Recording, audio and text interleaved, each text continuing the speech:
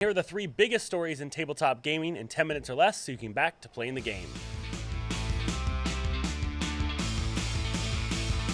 Our first story, Dungeons and Drag Queens. Well, this is very exciting. It's featured some casts from RuPaul's Drag Race that you might recognize. We got Monet Exchange, we got Alaska Thunderfuck, Bob the Drag Queen, we got Jujubee, and this is just like a great example. I feel like for people who have who love RuPaul's Drag Race, they love D&D. It's like all these interests intersecting. I think it's incredible. Yeah, it's great. I mean, Monet Exchange, Alaska Thunderfuck, Bob Drag Queen, and Jujubee. These are all like major names. I showed this to my wife. She is a huge fan of RuPaul's Drag Race. She goes to probably a drag show at least once a month, and she's like, these are huge names. Yeah, and I also think that drag itself, it's like a performance-based art, and I feel like all performance-based art kind of bleed into each other, so it would be like a natural progression that they would find some talent and some creativity in the tabletop RPG space. And this is important because we're seeing more of kind of the inclusivity move into the most popular aspects of the tabletop gaming industry. Yeah, right. I think Dimension 20 also does a good job of making voices heard, making inclusivity heard, and also making multiple genres and interests intersecting happen. Like I just said, I mean, I know I was super excited when I saw Court of Fame Flowers, which is period piece with D&D, and I just, I did the Starjammer, space with D&D, or that wasn't D&D. Dimension 20 has always been really inclusive, and it's always had a really diverse amount of voices that are represented, which is awesome. And right now with everything that's happening in the world and what's happening in Florida, where you're seeing a lot of queer spaces being threatened, we're seeing a lot of queer identities be threatened. It's great to see something like this come out that is in support of that, especially during the month of Pride. Yeah, and the bigger voices in the space. Now, some people do know that there is a Dungeons and Drag Queens, which is a live show in Seattle. That sounds super fun. They did give their blessing for Dimension 20 to do Dungeons and Drag Queens. So I like that Dimension 20. Of course, they went out and did the legwork. But this looks like it's going to be fantastic. I'm so excited. Our group chat with our table that was going off. Everyone intersect of so many people's interests. One of them was this is literally all of my interests.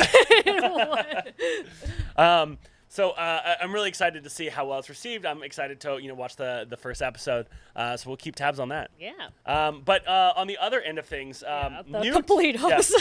NuTSR is making the news, and this is probably the in recent weeks is one of the first times where WotC is also getting covered, and it's not something bad for them at least. Yeah, more like boo TSR. So NuTSR, which is what it's popularly become. Justin Lanasa tried to bring back the TSR, which was Tactical Studies Rules, the original publisher of Dungeons and Dragons, and tried to bring it back. They had Star Frontiers. It got tons of backlash because it's just inherently transphobic, inherently racist. It almost felt like parody because it was so just overt. So ridiculous.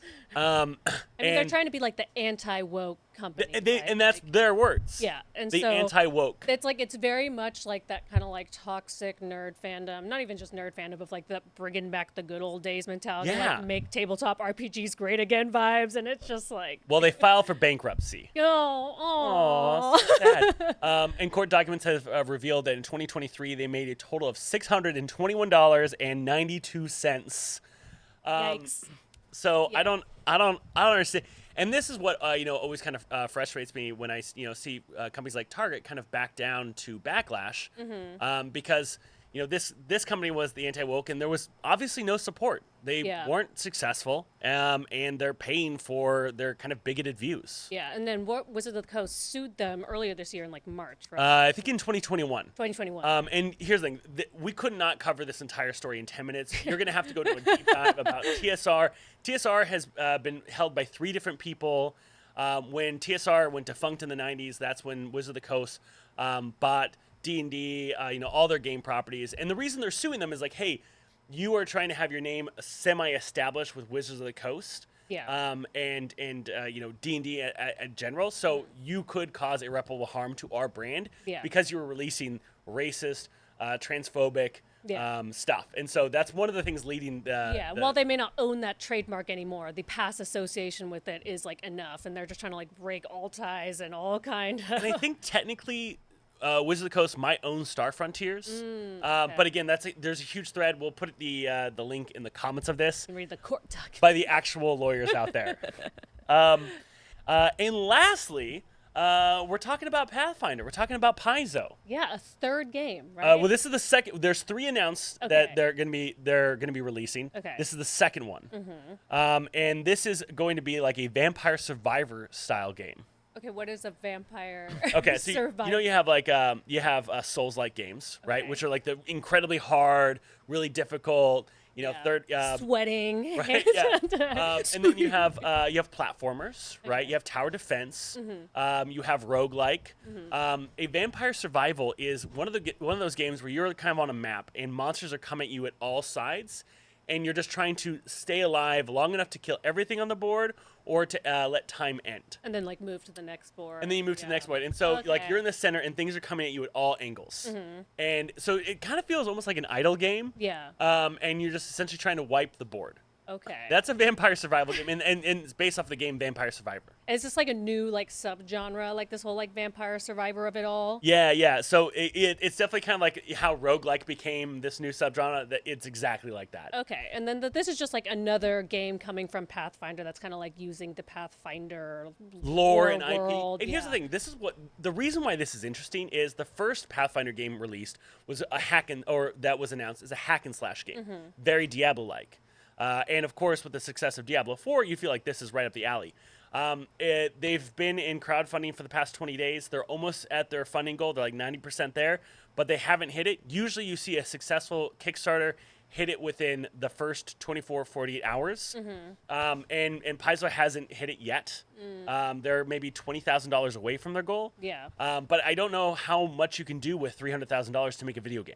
Yeah, I mean, we talked about this when we talked about other like video games that are coming out in terms of like diversifying the kind of game that people play to bring them into your lore. Yeah. Like, because if you just keep to one kind of style, that really just kind of alienates a lot of the, other people that do like a hack and slash game, that do like kind of like these idle games. There's tons of people that love Diablo 4 and they have no interest in playing a turn-based Exactly. game. It's like the whole League of Legends when they made Arcane that just like exploded and did it. And, like, I'll probably never play a League of Legends type game, but now I love League of Legends now because of Arcane. But I still think it's interesting that Paizo hasn't announced anything turn-based.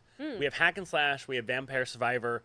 I wonder if the third game they announced this year is going to be turn-based or it's going to be something completely different. Maybe they're just like working on it, and trying to come up with something real. And I'm assuming that this is going to go to Kickstarter as well. And I'm wondering if it's going to be as successful. Yeah, we'll see the hunger for this kind of game, like with the brand recognition that they already have. So.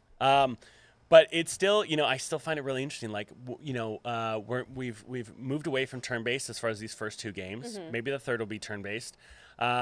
But I'm wondering if we're going to see a huge push in the last 10 days of this game because the first game announced, I don't know if the Abomination Vaults, I don't know how much you can do with $300,000 to make a video game. Yeah. I mean, at that point, did they just kind of like scrap the project? I don't think they're going to scrap it. I think it just depends on time and how much is delivered. And, I feel if you crush it, you have stretch goals. But at the same time, it could have been just a press technique, right? Yeah. Like, I know many game developers out there that will do a Kickstarter just to generate to get the press, right? Like the money is definitely secondary. So maybe Pathfinder has a nice nest egg that they got from all the purchases this past year from the OGL crisis that they're funding these with. And so I'm excited to wait and see what happens. Yeah. Hey, those are our 3 stories today. Thank you so much for joining us. If you like the show and you want to support us, head over to our Patreon at patreon.com/TotalPartyChill. Thanks so much, and we'll see you next week. Bye.